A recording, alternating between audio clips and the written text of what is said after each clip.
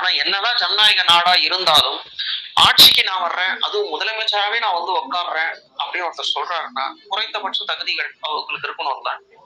பொய் பேசக்கூடாது, நேர்மையா இருக்கணும், ஒழுக்கமா இருக்கணும், துணிச்சலா இருக்கணும். இது மாதிரியான குறைந்தபட்ச தகுதிகள் அவர்கிட்ட இருக்குதா அப்படின்னு வந்து நம்ம பார்க்கணும் இல்லையா? இப்ப பொய் பேசக்கூடாது, உண்மையதான் பேசணும். இது விஜய்க்கு மட்டுமல்ல, யாருக்குமே பொருந்தாது. ஏன் அப்படின்னா ஜனநாயக அரசியல்ல இருக்கக்கூடிய ஒரு மிகப்பெரிய ஒரு பின்னடைவு, ஒரு பலவீனம், ஒரு மைனஸ் என்ன அப்படின்னு சொன்னா, ஒரு கட்சி ஆட்சியில இருக்கு, அது மக்களுக்கு நலத்திட்டங்களை கொண்டு வர்றாங்க அப்படின்னா எதிர்கட்சியா இருக்கிறவங்க அதை கடுமையான முறையில விமர்சனம் பண்ணணும். அந்த நலத்திட்டத்துல இதெல்லாம் தப்பா இருக்குது அப்படின்னு பொய்யான பிரச்சாரங்களை செய்யணும். ஒருத்தர் ரெண்டு பேர்ல அதுக்குன்னு ஒரு டீமையே வைப்பாங்க.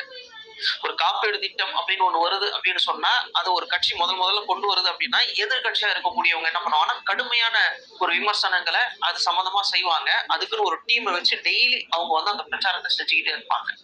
அதே மாதிரி அந்த எதிர்கட்சி ஆட்சிக்கு வரும்பொழுது தொட்டில் குழந்தை திட்டம் அப்படின்னு ஒண்ணு கொண்டு வந்தாங்க அப்படின்னு சொன்னா, இவங்க அதை எதிர்த்து இதுல இவ்வளவு குறைபாடுகள் இருக்கு, குழந்தைகளை பாதுகாக்க முடியாது அப்படின்னு அவங்க ஒரு டீமையே வச்சு பிரச்சாரம் பண்ணிக்கிட்டு இருப்பாங்க.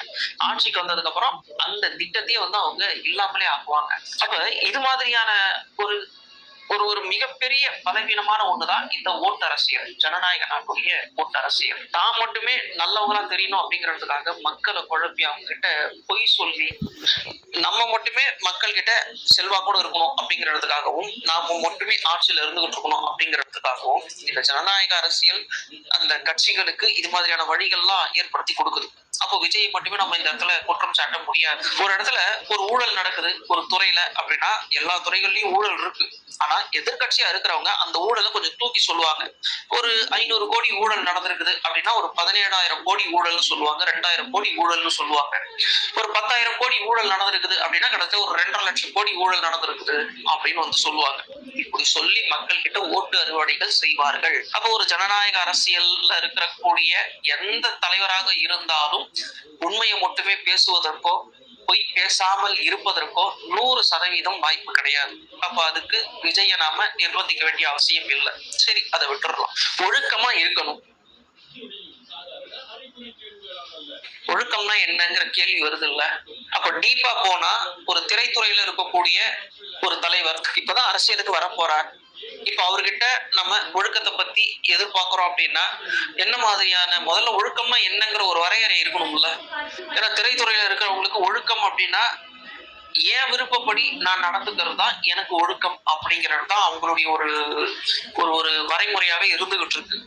அப்ப இங்க ஒழுக்கத்தை பத்தி வந்து நம்ம அங்க பேசவே முடியாது. நம்ம திரும்பவும் சொல்றோம், விஜய் மேல காழ்ப்புணர்வோ வெறுப்புணர்ச்சியோ கிடையாது. இப்ப நான் இந்த ஒழுக்கம் சம்பந்தமா நான் பேசின இந்த விஷயம் கூட விஜய் மேல நடத்தப்படக்கூடிய ஒரு தனிப்பட்ட தாக்குதல் இல்லை, பொதுவான ஒரு ஒரு ஒரு அபிப்பிராயம் தான், பொதுவான உண்மைதான்.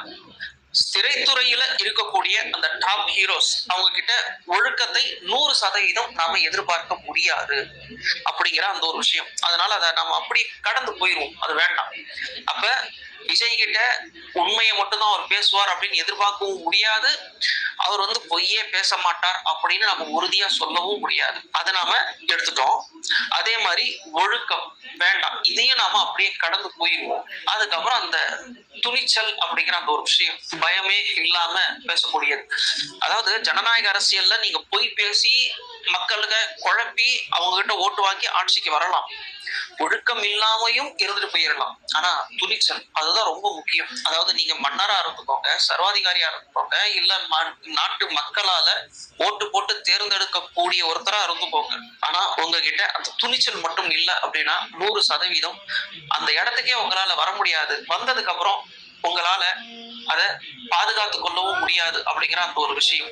ஏன் அப்படின்னு சொன்னா அந்த துணிவு, அது இன்னொருத்தரை எதிர்த்து பேசக்கூடிய ஒரு துணிச்சல் இருக்கு பாருங்க. அது நீங்க உண்மையை சொல்றீங்க பொய் சொல்றீங்க, ஆனா எதிர்த்து பேசக்கூடிய அந்த துணிச்சல் இருக்குதுல்ல, அதுதான் ரொம்ப முக்கியமான விஷயம், மக்களை கவரக்கூடிய ஒரு விஷயம். அது மட்டும் இல்லை அப்படின்னா கடுமையான விமர்சனத்துக்கு உள்ளாக்கப்படுவார்கள் தலைவர்கள். இப்ப விஜய் அவருக்கு வந்து அந்த துணிச்சல் இருக்கா இல்லையா அப்படின்னு நம்ம பார்க்கும் பொழுது, திமுக ஒரு தீய சக்தி அப்படிங்கிற அந்த ஒரு விஷயத்த அவர் வந்து ரொம்ப சத்தமா ஹை ஸ்பீச்ல அப்படி சொல்றாரு. திமுக ஒரு தீய சக்தி, திமுக ஒரு தீய சக்தி, திமுக ஒரு தீய சக்தி அப்படின்னு அவ்வளவு அழுத்தம் திருத்தமா ஒரு உச்ச ஸ்தாயில அவர் வந்து சொல்றாரு.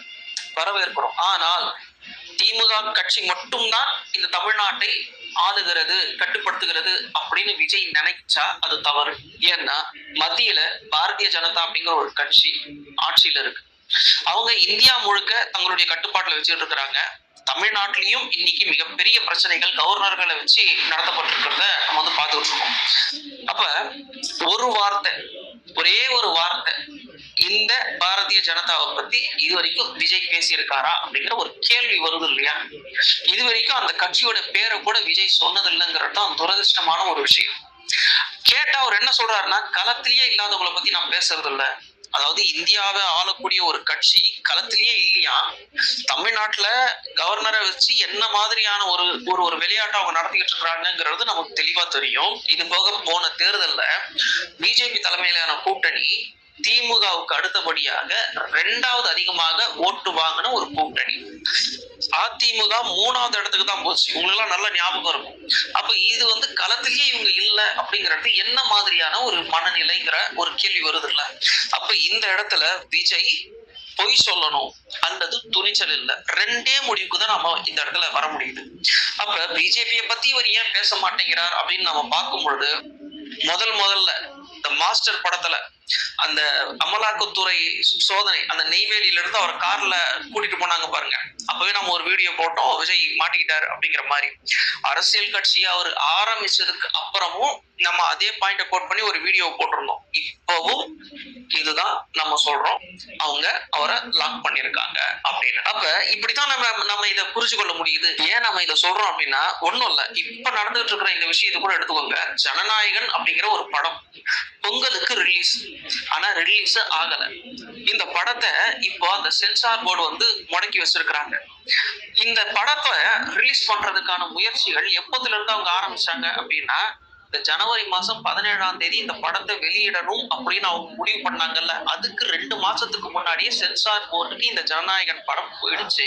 போனது அவங்க வந்துட்டு எந்த பதிலும் கொடுக்கல. ஏன் என்ன அப்படின்னு கேட்கும் பொழுது, அதுக்கப்புறம் அவங்க அந்த 17ஆம் தேதி ரிலீஸ் ஆகுதுன்னு சொன்னாங்க பாருங்க, அதுக்கு 2-3 நாளைக்கு முன்னாடி தான் அவங்க அறிவிக்கிறாங்க, நாங்க இது மறுசீராய்வுக்கு அனுப்பி இருக்கிறோம் இந்த படத்தை அப்படிங்கிறாங்க. இப்ப இந்த படம் வெளியாகல, இந்த சென்சார் போர்ட் புடிச்சு வச்சிருக்கு. இதுக்கு யார் காரணம் அப்படின்னா, இதுக்கும் திமுகவை தான் குற்றம் சாட்டுறாங்க இந்த விஜய் அவருடைய கட்சிக்காரங்களும். இந்த இடத்துலதான் நம்ம பாக்குறோம் விஜய்க்கு துணிச்சல் இருக்கா இல்லையா அப்படிங்கிறது.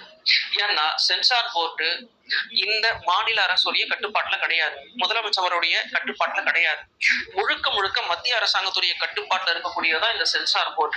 அதுலயும் இப்ப ஹைகோர்ட்ல வழக்கு நடந்துட்டு இருக்கு பாத்தீங்களா? இந்த வழக்கு நடக்கும் பொழுது ஆஜராகக்கூடிய வழக்கறிஞர் யார் அப்படின்னா, மத்திய அரசு சார்பான வழக்கறிஞர் தான் ஆஜராகிறார். ஆனா இந்த படத்தை திமுக தான் புடிச்சு வச்சிருக்கு அப்படின்னு சொல்லிட்டு இருக்காங்க. அவங்களுடைய வாயில இருந்து சம்பந்தப்பட்ட கட்சியுடைய பேரு வரதே இல்லை அப்படின்னு சொல்லும் பொழுது, விஜய்க்கு துணிச்சல் இருக்கா இல்லையாங்கிற ஒரு கேள்வி இந்த இடத்துல இப்ப நமக்கு வருது இல்ல? அப்ப என்ன முடிவு எடுக்க முடியும்? நம்ம வந்து விஜய் உண்மையை பேசணும் அப்படின்னு எதிர்பார்த்தா இது வந்து யாராலையும் முடியாது, ஜனநாயக நாட்டில் இருக்கக்கூடிய அரசியல்வாதிகளால முடியாது, ஒதுக்கிட்டோம். ஒழுக்கம்னு சொல்லும் போது இல்ல வேண்டாம், அதுவும் நம்ம ஒதுக்கிட்டோம். இப்ப இந்த துணிச்சல் வாய்ப்பு இல்ல, விஜய் கிட்ட கொஞ்சம் கூட கிடையாது. சரி, இப்ப திமுக நீங்க எடுத்துக்கிட்டீங்கன்னா, திமுகவுக்கு ஆதரவான பதிவு கிடையாது இது. நான் திமுக ஆதரவாளனும் கிடையாது, அதையும் நான் இந்த இடத்துல சொல்லிக்கிறேன். இப்ப திமுக ஆட்சியில இருக்கிறதுனால அதை பத்தி நம்ம பேசுறோம். திமுகவை பொறுத்த வரைக்கும் அவங்க மத்திய அரசாங்கத்தோட ஆரம்ப காலத்துல இருந்து பல விஷயங்கள்ல எதிரணியில நின்று இருக்காங்க. மிசாவா இருக்கட்டும், ஹிந்தி எதிர்ப்பா இருக்கட்டும், அந்த அவசர நிலை அப்படிங்கிற அந்த ஒரு சூழ்நிலை இந்திரா காந்தி கொண்டு வரும்போது என்ன மாதிரி இந்த திமுக வந்து எதிர்ப்பு அரசியல் பண்ணாங்க அப்படிங்கிற அந்த ஒரு விஷயம் நமக்கு தெரியும். ஒண்ணும் இல்ல, காமராஜரை அரெஸ்ட் பண்ணி உள்ள வைக்கணும். கருணாநிதி அவர்கள் தான் அன்னைக்கு வந்து ஆட்சியில இருக்கிறாங்க. இந்திரா காந்தி அவர்கள் தரப்புல இருந்து செய்தி வருது, நீங்க உடனடியா அவங்க அரெஸ்ட் பண்ணணும்னு ஆர்டர் வருது. முடியாதுன்ட்டாரு கருணாநிதி அவர்கள். அதனாலதான் ஆட்சி வந்து அன்னைக்கு கலைக்கப்பட்டுச்சு. இதை மனசுல வச்சு சட்டம் ஒழுங்கு சரியில்லைங்கிற பேர்ல மிசாவெல்லாம் கொண்டு வர்றாங்க. அப்ப இந்த சமயத்துல எல்லாம் எந்த அளவுக்கு அதை கடந்து வந்திருக்காங்கிறது நமக்கு வந்து தெரியும். அப்ப இவ்வளவு எதிர்ப்பு காட்டி ஒரு பெரிய சவாலை எல்லாம் தேவைப்படும் போது இவங்க வந்து எதிர்கொண்டுதான் வந்திருக்கிறாங்க. இப்ப நான் திரும்பவும் சொல்றேன், திமுக பத்தி நான் பேசுனதுக்கு காரணம் அவங்க ஆட்சியில இப்ப இருந்துகிட்டு இருக்கிறாங்க. இவர் திமுக தீய சக்தின்னு சொன்னார் இல்லையா, அதுக்காக நான் இதை சொல்ல வர்றேன். இப்ப விஜய் கிட்ட தன்னுடைய படம் மத்திய அரசாங்கத்துடைய ஒரு நிறுவனத்தினால முடக்கப்பட்டிருக்கு, சான்றிதழ் இன்னும் கொடுக்கப்படல, மறுசீராய்வுக்கும் அனுப்பியிருக்கிறாங்க அப்படின்னு சொல்லும் போது அவர் வாயில இருந்து சரி பாரதிய ஜனதா வர வேண்டாம், திமுக தான் இதை செய்துன்னு இவரும் பொய் சொல்லி